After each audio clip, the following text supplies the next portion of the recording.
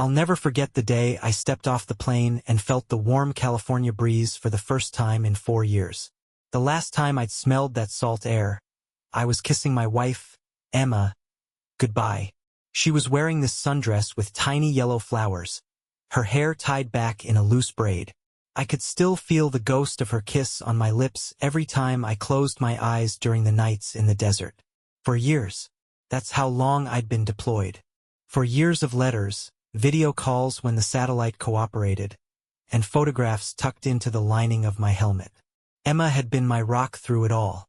While mortar shells exploded in the distance and sandstorms whipped against our outpost, I'd think about her waiting for me, her voice pulling me through the darkest nights.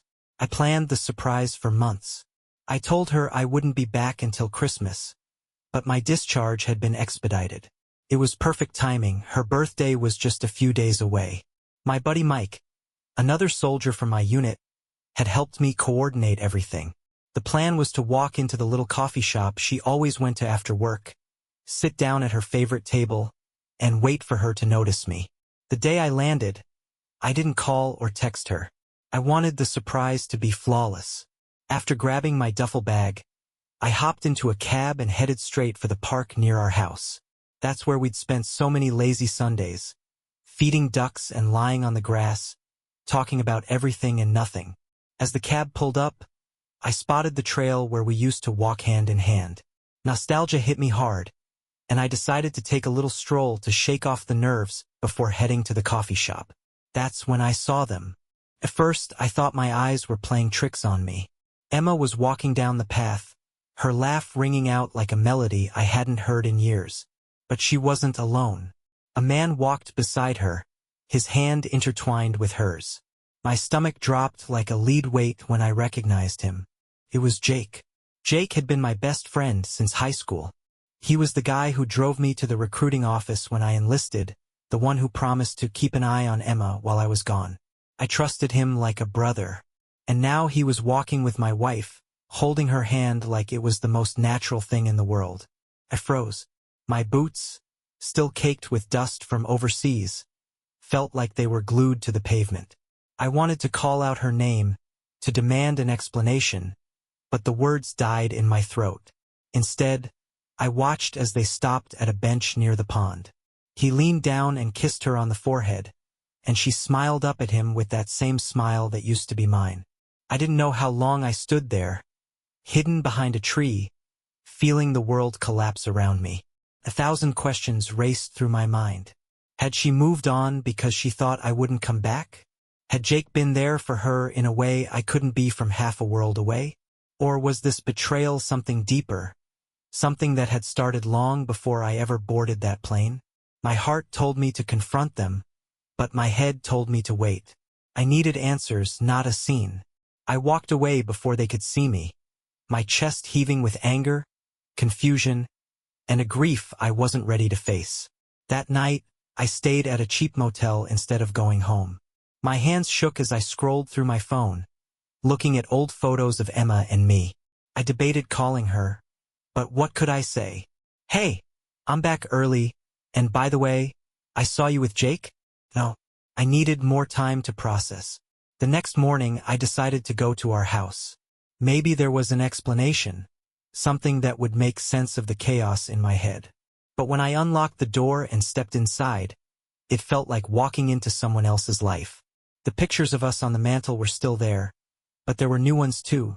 Emma and Jake at a barbecue, Jake holding our dog, Max, who barely recognized me when he bounded to the door. I sat on the couch, staring at the photos, when I heard the key turn in the lock. Emma walked in, her arms full of groceries, and froze when she saw me. "Matt?" she whispered, dropping the bags. You're home." Her eyes filled with tears, and for a moment, I saw the woman I'd spent 4 years longing for. But the weight of what I'd seen in the park hung between us like a storm cloud. "Yeah," I said, my voice colder than I intended. "I'm home." Surprised, she rushed toward me, throwing her arms around my neck, but I didn't hug her back. Her smile faltered as she pulled away, searching my face. "What's wrong?" she asked, her voice trembling. I swallowed hard, debating whether to confront her. Finally, I said, "I saw you yesterday, at the park, with Jake."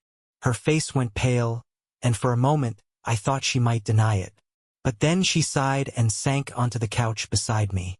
"I wanted to tell you," she said softly, "but I didn't know how." My heart cracked wide open. "Tell me what, Emma? That you and Jake are what? Together?" She nodded, tears streaming down her face. "It wasn't supposed to happen, Matt, I swear. But you were gone for so long, and I was so lonely. Jake was there for me. He helped me through the worst of it." I stared at her, my mind racing. For years of war, of fighting to stay alive so I could come back to her, and this was what I returned to? "And what about us?" I asked, my voice breaking. "Did I mean so little to you that you just moved on?" She shook her head frantically. "No, it's not like that. I still love you, Matt. I do. But it's complicated." Complicated. That word felt like a slap in the face. I stood up, pacing the living room, trying to wrap my head around everything. Finally, I turned to her and said, "I need time, Emma. I can't do this right now." I grabbed my duffel bag and walked out, leaving her sobbing on the couch. The truth was, I didn't know if I could ever forgive her, or Jake. All I knew was that the life I'd been fighting for no longer existed, and I had no idea where to go from here. For the next few days, I drifted like a ghost through the town I used to call home. Everything felt off. The streets were the same, but I wasn't the same man who had left them behind. I wasn't sure who I was anymore. The betrayal clung to me, a second skin I couldn't shed, and every time I closed my eyes, I saw Emma and Jake together. I stayed in a motel just outside town, the kind of place where the carpet smelled like mildew and the neon sign buzzed all night. I didn't care. I didn't want to be anywhere that felt comfortable. Comfort was a lie. One night, Mike called me. He knew I was back, and I guess Emma must have told him something, though I didn't know how much. "You doing okay, man?" he asked, his voice careful, like he was talking to someone standing on a ledge. "No," I said flatly. "I'm not." He let out a sigh. "I heard about Emma. I'm sorry, Matt. That's rough." "Yeah," I said, staring at the stained wallpaper. "Rough doesn't cover it." There was a long pause before he spoke again. "Look, I know this probably isn't what you want to hear right now, but you can't let this destroy you. You made it through hell out there. Don't let this be what breaks you." His words stuck with me, though I didn't know what to do with them. I spent another sleepless night staring at the ceiling, trying to figure out what the hell to do next. The answer didn't come until the next morning, when I found myself driving toward Jake's house. I didn't have a plan. I just knew I needed to see him, to look him in the eye and ask why. Why he, of all people, had been the one to tear apart what little I had left. When I got to his place, he was sitting on the front porch, sipping a beer like it was any other day. He looked up when he saw me, and for a split second, there was fear in his eyes. Good. He deserved to be afraid. "Matt," he said, setting the bottle down. "I figured you'd come by." I walked up the steps, my fists clenched so tight my knuckles turned white. "You figured, huh? Then you must have also figured I'd want an explanation." He sighed, running a hand through his hair. "Look, I know what I did was wrong. I should have told you. I should have. You should have stayed the hell away from her." I snapped, my voice shaking with rage. "You were supposed to be my friend, Jake. My brother. And you stabbed me in the back." He stood up, hands raised in a gesture of surrender. "I didn't plan for this to happen, Matt. I swear. It just did. She was falling apart after you left, and I was just trying to help. I didn't mean for it to turn into whatever this is." "Whatever this is?" I repeated, my voice dripping with venom. "You ruined my marriage, Jake. You ruined my life. And for what? Because you were bored? Because you wanted what I had?" "It's not like that," he shouted, his own anger finally boiling over. "You don't know what it was like for her, Matt. She was alone. She thought you might never come back. And yeah, maybe I should have stopped it, but I care about her. I care about both of you. Don't you dare say you care about me, I hissed. If you cared, you wouldn't have touched her. He looked away, his jaw tight. I don't expect you to forgive me, he said quietly. Hell, I don't even forgive myself.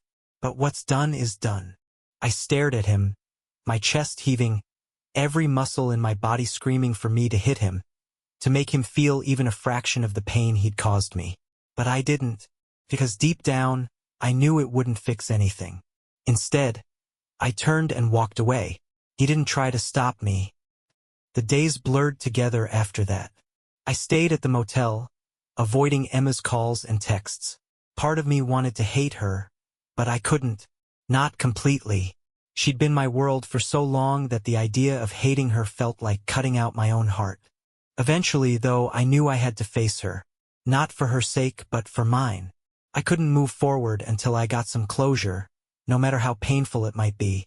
When I finally showed up at the house, she was sitting on the porch steps, just like she used to when she'd wait for me to come home from work.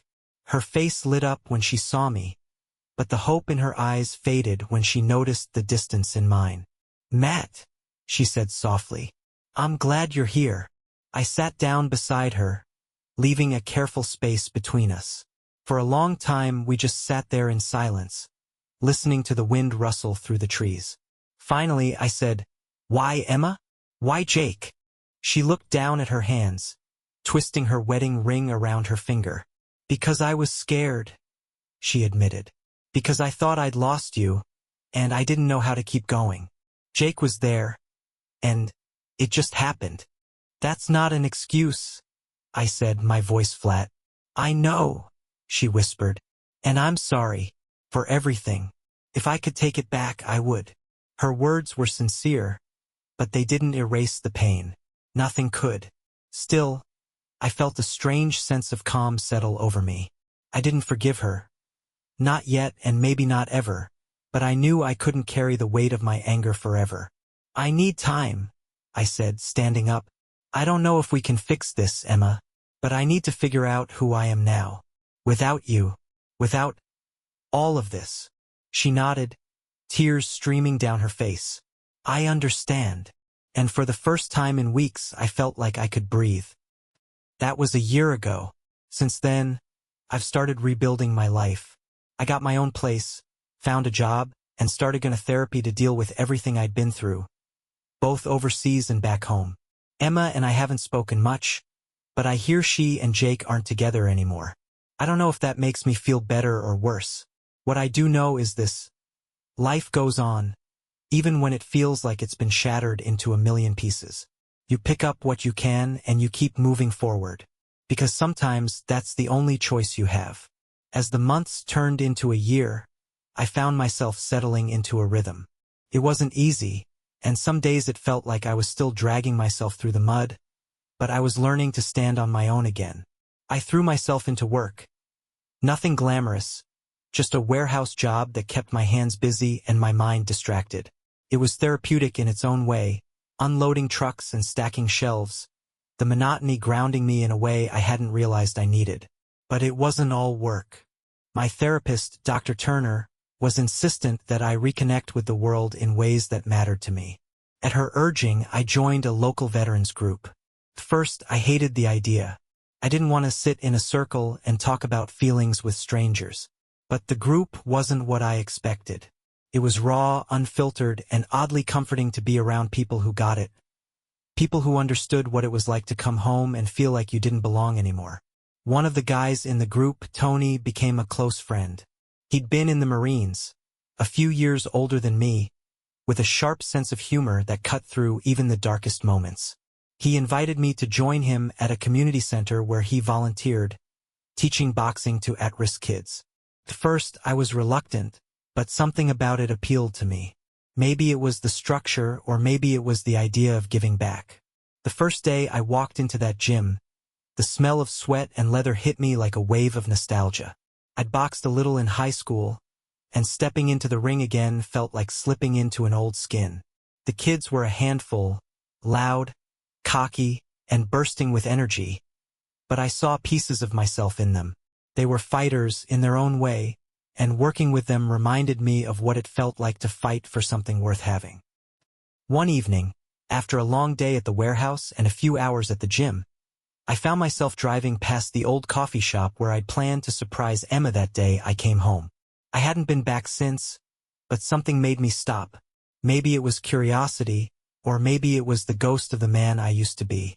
I walked in, half expecting to see Emma sitting at her usual table.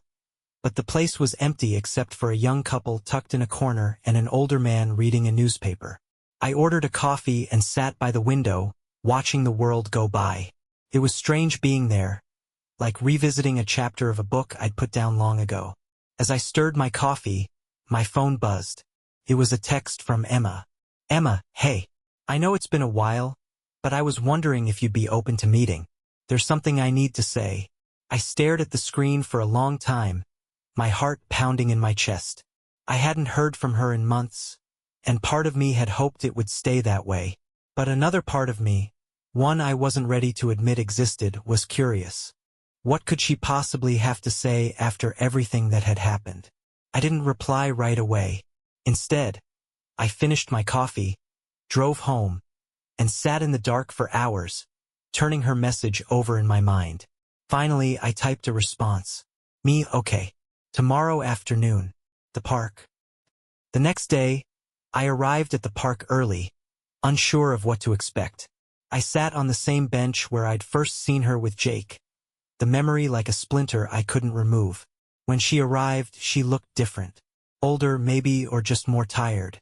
Her hair was shorter, and there was a nervous energy about her that made her seem smaller than I remembered. "Matt," she said, her voice hesitant. "Thanks for meeting me." I nodded, keeping my expression neutral. "What's on your mind?" She sat down, her hands clasped tightly in her lap. For a long moment, she didn't say anything, just stared at the ground. Finally, she took a deep breath and looked at me. "I've been doing a lot of thinking," she began. "About us. About everything that happened. And I know I can't undo what I did, but I need you to know how sorry I am. Not just for hurting you, but for betraying the trust we built." I didn't respond right away. Her words hung in the air between us, heavy with the weight of everything left unsaid. "I've been in therapy," she continued, "trying to figure out why I did what I did. And what I've realized is that I was scared, Matt. I was scared of losing you, but I was also scared of the life we built together. Because when you left, it felt like everything we had was ripped away, and I didn't know how to stand on my own." Her voice broke, and she wiped at her eyes. "I know that's not an excuse, and I don't expect you to forgive me, but I needed to say it." I stared at her, my emotions a tangled mess. Part of me wanted to yell at her, to tell her she didn't deserve my forgiveness. But another part of me, the part that had spent months in therapy, unpacking my own baggage, felt a strange kind of peace. "I don't know if I can forgive you," I said finally. "Not yet, anyway. But I'm glad you're working on yourself. And I hope you find what you're looking for." She nodded, tears streaming down her face. "Thank you, Matt. That means more than you know." We sat there in silence for a while, watching the sun dip below the horizon. When she finally got up to leave, she paused and looked back at me. "I hope you find happiness, too," she said. "You deserve it." As I watched her walk away, I realized that I didn't feel the anger anymore. The hurt was still there, and maybe it always would be, but for the first time, I felt like I could let go. Of her. Of Jake. Of the life I thought I was fighting for. Because I wasn't fighting for them anymore. I was fighting for me. And for the first time in a long time, I felt like I was winning. In the weeks that followed my meeting with Emma, I felt something I hadn't felt in a long time. Clarity. The weight I'd been carrying. The anger, the betrayal, the sorrow, wasn't entirely gone, but it was lighter, easier to manage. I realized that forgiving someone didn't mean excusing what they'd done. It meant freeing myself from the power their actions had over me. Emma's apology wasn't just for her. It was for me, too. The veterans group and the boxing gym became my safe havens. Working with the kids gave me purpose, and watching them grow, both in skill and confidence, reminded me that healing was possible, no matter how broken you felt. Tony started joking that I had dad energy, which made the kids laugh, but I couldn't help feeling a little pride in how far I'd come. One evening, after we wrapped up a session at the gym, Tony and I grabbed a beer at a dive bar near the community center. The place was dimly lit and quiet, the kind of spot where nobody asked questions and the jukebox played old country songs. We talked about the kids, the group, and life in general. Then, out of nowhere, Tony hit me with a question I wasn't expecting. "So," he said, leaning back in his chair, "you think you'll ever let someone in again?